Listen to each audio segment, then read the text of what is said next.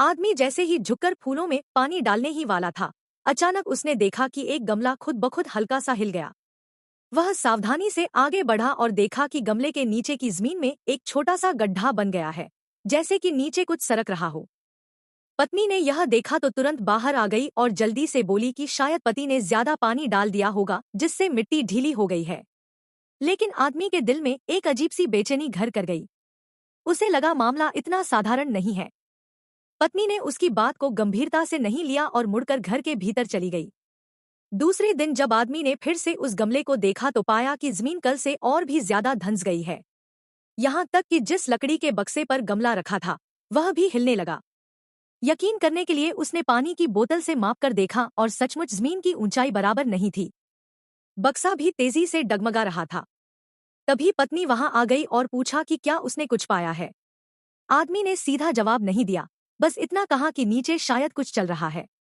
यह सुनकर पत्नी का चेहरा बदल गया और जल्दी से बोली कि पति शायद ज्यादा सोच रहा है, नीचे तो बस मिट्टी है, उसमें कुछ कैसे चल सकता है।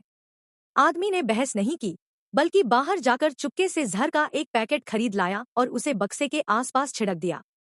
फिर वह छुपकर देखने लगा। पूरा दिन गुजर गया लेकिन कुछ भी बाहर नहीं आया। मगर अजीब बात यह थी कि जमीन का धंसाव और भी गहरा होता जा रहा था।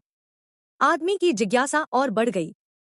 उसने तय किया कि अब देखना ही पड़ेगा कि नीचे क्या है। उसने एक जाल बिछाया और उसके चारों ओर मूंगफली के मक्खन लगे छोटे छोटे खूंटे गाड़ दिए। जैसे ही खूंटे हिलते उसे पता चल जाता कि जरूर कोई जीव आया है।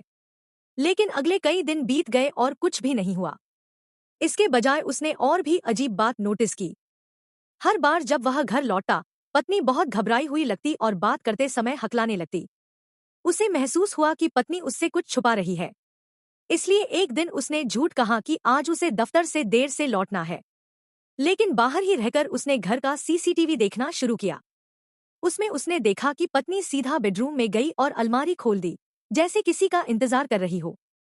तभी अचानक बाहर से एक आवाज आई। वह भागकर बाहर गया और चौंक गया, वहां उसका पति था।